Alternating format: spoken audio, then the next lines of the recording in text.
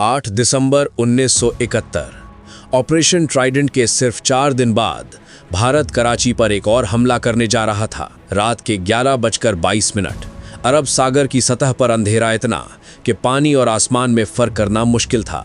कराची से उत्तर पश्चिम में लगभग 38 नॉटिकल माइल्स दूर 3 भारतीय युद्धपोत बिल्कुल खामोश आगे बढ़ रहे थे। INS तलवार, INS त्रिशूल और उनके बीच INS विनाश। न रोशनी, न शोर, न कोई चमक, सिर्फ अंधेरा और एक ऐसा मिशन जो अगर पकड़ा गया तो पूरा युद्ध पलट सकता था, क्योंकि आज रात एक बार फिर कराची को जलाना था।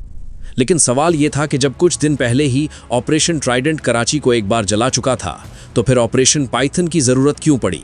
ये समझने के लिए हमें 4 दिन पीछे जाना होगा। 3 दिसंबर 1971 की शाम पाकिस्तानी वायुसेना ने भारत के पश्चिमी एयरबेस पर हमला किया।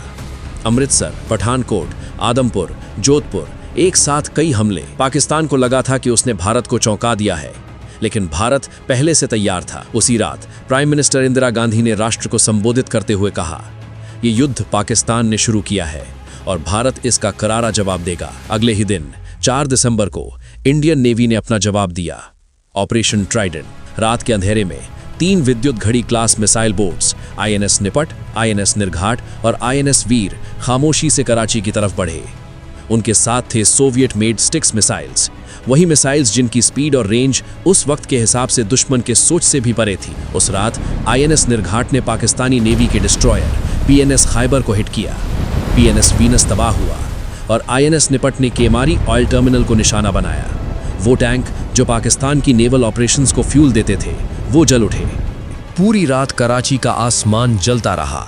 लपटें इतनी ऊंची थीं कि शहर मीलों दूर से चमक रहा था। केमारी का धुआं कई दिनों तक आसमान पर छाया रहा।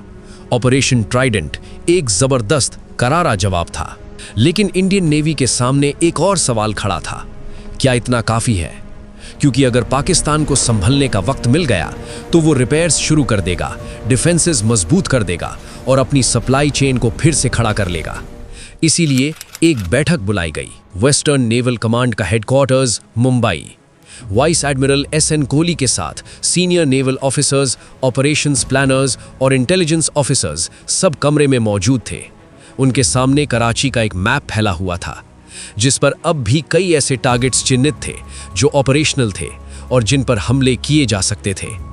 लेकिन एक बात जो सब जानते थे, ऑपरेशन ट्राइडेंट के बाद पाकिस्तान नेवी अलर्ट हो चुकी थी। हार्बर डिफेंसेस टाइट हो गए थे, कोस्टल रेडार स्टेशंस को रीइंफोर्स किया जा चुका था और बचे हुए जहाज तैयार खड़े थे। यही सबसे बड़ी प्रॉब्लम थी और यही अपॉर्चुनिटी भी। कोहली के सामने एक ही सवाल था, क्या दूसरा स्ट्राइक करना चाहिए? रिस्क पहले से ज्यादा था, पाकिस्तान अब प्रिपेयर्ड था, लेकिन अगर दूसरा हमला सफल रहा तो पाकिस्तान की नेवल लॉजिस्टिक्स चेन पूरी तरह टूट सकती थी और उसी के साथ उसका संपर्क पूर्वी पाकिस्तान से भी पूरी तरह कट जाता।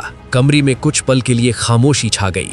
फिर फैसला लिया गया, दूसरा स्ट्राइक होगा और इस बार मिशन बिल्कुल साफ था। केमारी के बचे हुए फ्यूल इंफ्रास्ट्रक्चर को पूरी तरह खत्म करना और साथ में वो पाइपलाइंस, वो स्टोरेज टैंक्स और वो जहाज जो अभी भी हार्बर में मौजूद थे। इस ऑपरेशन को नाम दिया गया ऑपरेशन पाइथन। टास्क ग्रुप तैयार हुआ। NIS तलवार एक विटबी क्लास फ्रिगेट 1960 में UK से कमीशन हुआ, जिसके कमांडिंग ऑफिसर थे कमांडर MN मुल्ला, एक एक्सपीरियंस्ड ऑफिसर, शांत और सुनियोजित। NIS त्रिशूल एक और फ्रिगेट, उसके कमांडिंग ऑफिसर थे कमांडर इंद्रजीत शर्मा और सबसे क्रिटिकल जहाज NIS विनाश, एक विद्युत क्लास मिसाइल बोट। इसी क्लास की NIS निर्घत ने कुछ दिन पहले ऑपरेशन ट्राइडेंट में PNS खैबर को डुबोया था और इस बार NIS विनाश की बारी थी। इसके पास थे P-15 स्टिक्स मिसाइल्स। यही वो हथियार था जो कुछ ही सेकंड में कराची पोर्ट को तबाही में बदल सकता था। लेकिन इस मिशन में एक बड़ी समस्या थी, मिसाइल बोट्स की लिमिटेड रेंज, कम फ्यूल और कम इंड्योरेंस। 4 दिन पहले ऑपरेशन ट्राइडेंट में मिसाइल बोट्स को INS राजपूत और अन्य बड़े शिप्स ने टो करके कराची के करीब पहुंचाया था, लेकिन इस बार ये ऑप्शन नहीं था। INS विनाश को खुद ही जाना था और खुद ही वापस लौटना था। 7 दिसंबर की रात ब्रीफिंग हुई।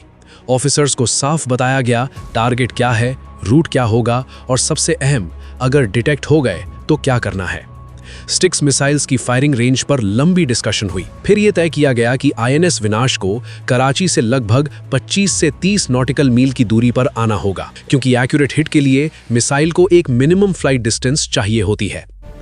8 दिसंबर की शाम टास्क ग्रुप मुंबई से निकल पड़ा। आईएनएस तलवार और आईएनएस त्रिशूल एक साथ आगे बढ़ रहे थे, हर सेकंड पाकिस्तान के रेडार एमिशंस को इंटरसेप्ट करते हुए, साइलेंट तरीके से इलेक्ट्रॉनिक इंटेलिजेंस इकट्ठा करते हुए। और जैसे ही कोई खतरा उभरता, सबसे पहले वही उसका सामना करने वाले थे। और उनके बीच आईएनएस विनाश एक प्रोटेक्टेड फॉर्मेशन में आगे बढ़ रहा था। स्क्रीन पर सब कुछ साइलेंस था, ना कोई ट्रांसमिशन, ना कोई रेडार एमिशन। तीनों जहाज अंधेरी रात में एक इनविजिबल कॉन्वॉय की तरह कराची की ओर बढ़ रहे थे। रात के करीब 9 बजे आईएनएस तलवार के ईएसएम ने कुछ डिटेक्ट किया। पाकिस्तान नेवी के कोस्टल रेडार का एमिशन, बेरिंग 320, यानी अब तक पाकिस्तानी रेडार्स उन्हें देख नहीं पाए थे, लेकिन उसके रेडार का एमिशन आईएनएस तलवार ने पकड़ लिया था। ये एक बड़ा एडवांटेज था। अब भारतीय जहाज जानते थे कि पाकिस्तान के रेडार्स कहाँ हैं, किस डायरेक्शन में हैं और कितनी फ्रीक्वेंसी पर ऑपरेट कर रहे हैं। कमांडर एमएन मुल्ला ने बिना देर किए कोर्स में हल्का सा बदलाव किया। टास्क ग्रुप ने उस रेडार के कवरेज जोन के बिल्कुल एज पर चलना शुरू किया, ताकि पाकिस्तानी रेडार्स की नजर से बचकर आगे बढ़ सके। अगले 2 घंटे तनाव में बीते। रात के 11:15 पर आईएनएस विनाश के रेडार ऑपरेटर ने स्क्रीन पर एक कॉन्टैक्ट देखा, बेरिंग 320, डिस्टेंस लगभग 18 नॉटिकल माइल्स। ये एक सरफेस कॉन्टैक्ट था, कराची पोर्ट। ऑपरेटर ने कमांडिंग ऑफिसर एमएन मुल्ला को तुरंत रिपोर्ट किया। आईएनएस तलवार ने कॉन्टैक्ट कंफर्म किया है। आईएनएस विनाश अब उस पोजीशन में था जहां स्टिक्स मिसाइल्स फायर किए जा सकते थे, और अब बारी थी मिसाइल क्रू की। एक्शन स्टेशंस, हर आदमी अपनी जगह। Sticks missiles ready. पहला टारगेट कियामरी फ्यूल स्टोरेज कॉम्प्लेक्स, वही जगह जिसका एक हिस्सा ऑपरेशन ट्राइडेंट में जल चुका था, लेकिन कुछ हिस्से अभी भी ऑपरेशनल थे। पाकिस्तानी नेवी के शिप्स को वहीं से फ्यूल मिलता था। इसे डिस्ट्रॉय करना मतलब पाकिस्तानी नेवी को पूरी तरह घुटनों पर लाना था। दूसरा और तीसरा टारगेट पोर्ट पर मौजूद 2 मर्चेंट शिप्स, हार्मटान और गल्फ स्टार। और चौथा टारगेट पाकिस्तानी नेवी का एक वेसल पीएनएस डाका। रेडार ने सभी टारगेट्स को लॉक किया। कमांडर मुल्ला ने आखिरी बार चारों तरफ नजर डाली। Systems ready, crew steady, parameters set. फिर ऑर्डर दिया, फायर। और अगले ही सेकंड आईएनएस विनाश से पहला स्टिक्स मिसाइल निकला, अंधेरी रात को चीरती हुई एक तेज रोशनी की लकीर। और फिर वो मिसाइल लो एल्टीट्यूड पर कराची की ओर बढ़ चला। कुछ सेकंड बाद फिर दूसरा लॉन्च, फिर तीसरा, फिर चौथा। करीब 90 सेकंड बाद कराची पोर्ट पर पहला एक्सप्लोजन हुआ। समुद्र के ऊपर धुएं का गुबार छा गया। किमारी ऑयल टर्मिनल का वो हिस्सा जो ट्राइडेंट में बच गया था, वो अब जल रहा था। स्टोरेज टैंक्स में रखा फ्यूल जल उठा। आग इतनी तेज और इतनी ऊंची थी कि 18 नॉटिकल माइल्स दूर आईएनएस विनाश से वो साफ दिखाई दे रही थी। दूसरा और तीसरा मिसाइल पोर्ट पर मौजूद 2 मर्चेंट शिप्स हार्मैटन और गल्फ स्टार को लगा। चौथे मिसाइल ने पीएनएस डाका को हिट किया। अब कराची फिर से जल रहा था। उधर पाकिस्तानी नेवी का हार्बर कंट्रोल रूम पूरी तरह से हिल गया था। पहले कुछ पल किसी को समझ ही नहीं आया कि हमला हवा से हुआ है या समुंदर से। एयर रेड सायरन्स बजने लगे, लेकिन पाकिस्तान एयरफोर्स के रेडार पर कोई एयरक्राफ्ट नहीं था। तभी नेवल कमांड को समुद्र में दूर कुछ हलचल दिखाई दी, लेकिन तब तक बहुत देर हो चुकी थी। कराची में उस रात जो अफरा तफरी थी, वो साफ दिखाई दे रही थी। पाकिस्तानी नेवी ने घबराहट में कुछ शिप्स को तुरंत डिप्लॉय करने का आदेश दिया, लेकिन जब तक वो हार्बर से बाहर निकलते, इंडियन टास्क ग्रुप वहां से निकल चुका था। अंधेरे का फायदा उठाते हुए वो तेज रफ्तार में समुंदर में गुम हो चुके थे। पाकिस्तानी एयरफोर्स को तुरंत अलर्ट भेजा गया, लेकिन रात का घना अंधेरा और बिना किसी कंफर्म लोकेशन के समुंदर में एक फास्ट मूविंग स्मॉल टारगेट को ढूंढना लगभग नामुमकिन था। इसी बीच आईएनएस तलवार पर ईएसएम ने एक सिग्नल पकड़ा। पाकिस्तान का रेडार अब अग्रेसिवली स्कैन कर रहा था। एनिमी लॉक लेने की कोशिश में था। तभी कमांडर मुल्ला की आवाज आई, फुल स्पीड, कोर्स रिवर्स। अगले ही सेकंड पूरा टास्क ग्रुप मुड़ गया। शिप्स जिगजैग मैन्यूवर करते हुए अपनी मैक्सिमम स्पीड पर दौड़ने लगी। अब हर मूव कैलकुलेटेड था, हर सेकंड प्रेशियस था, क्योंकि एक गलती और वापसी नामुमकिन हो सकती थी। अब बस एक ही लक्ष्य था, पाकिस्तानी सीमा को पार करना, क्योंकि उसके सीमा के बाहर इंडियन नेवी के कई शिप्स पहले से उनकी सिक्योरिटी के लिए तैयार खड़े थे। उधर वेस्टर्न नेवल कमांड का हेडक्वार्टर्स मुंबई में वाइस एडमिरल एस.एन. कोहली के साथ बैठे सीनियर नेवल ऑफिसर्स और ऑपरेशंस प्लानर्स, सबकी नजरें रेडियो सिग्नल्स पर टिकी थीं। सबके चेहरे पर चिंता साफ झलक रही थी। रात करीब 2:20 INS विनाश से एक सिग्नल आया, टास्क ग्रुप हैज री एंटर्ड फ्रेंडली वाटर्स। तब जाकर कंट्रोल रूम में बैठे सभी ने पहली बार राहत की सांस ली। उस रात पाकिस्तानी नेवी कोई इफेक्टिव रिस्पॉन्स देने में विफल रही और इंडियन टास्क ग्रुप बिना किसी कैजुअल्टी के वापस आ गए। स्ट्रेटेजिक लेवल पर ऑपरेशन पाइथन का असर इतना निर्णायक साबित हुआ कि अगली सुबह तक किमारी ऑयल टर्मिनल से लगातार धुआं उठ रहा था। फ्यूल रिजर्व्स या तो जल चुके थे या बेकार हो चुके थे। पाकिस्तानी नेवी अब फ्यूल की कमी से जूझ रही थी और ऑफेंसिव कैपेबिलिटी लगभग खत्म हो चुकी थी। अब उनके पास इतना फ्यूल भी नहीं था कि वो बड़े नेवल मूव्स कर सकें। शिप्स हार्बर के अंदर ही सिमट गईं। अरेबियन सी पर इंडियन नेवी का अब पूरा नियंत्रण था। पाकिस्तानी नेवी अब रीइंफोर्समेंट्स और सप्लाईज को ईस्ट पाकिस्तान भेजने में असमर्थ था। और फिर 16 दिसंबर 1971 ढाका में लेफ्टिनेंट जनरल A.A.K. नियाजी ने इंडियन जनरल J.S. अरोरा के सामने इंस्ट्रूमेंट ऑफ सरेंडर पर साइन किए और पाकिस्तान के 93,000 सैनिकों ने अपने हथियार डाल दिए।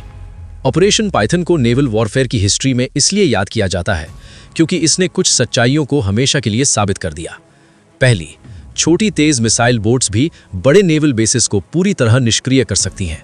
दूसरी, दुश्मन के राडार को समझना, उससे बचना और साइलेंट रहकर स्ट्राइक करना भी उतना ही पावरफुल होता है। तीसरी, एक के बाद एक हमले दुश्मन को सिर्फ फिजिकली नहीं, मेंटली भी तोड़ देते हैं। इंडियन नेवी ने 1971 में जो रणनीति दिखाई वो आज भी नेवल एकेडमीज में पढ़ाया जाता है। 8 दिसंबर 1971 की रात अरेबियन सी में जो हुआ वो अचानक नहीं था, वो सालों की ट्रेनिंग थी। वो सोवियत मिसाइल्स और भारतीय नौसैनिक कौशल का परफेक्ट मेल था। और वो एक ऐसा निर्णय था जहां रिस्क साफ दिखाई दे रहा था, फिर भी कदम पीछे नहीं हटे।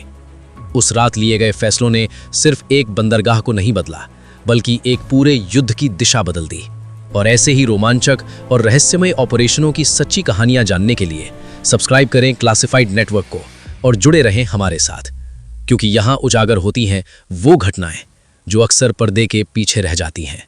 जय हिंद, जय भारत।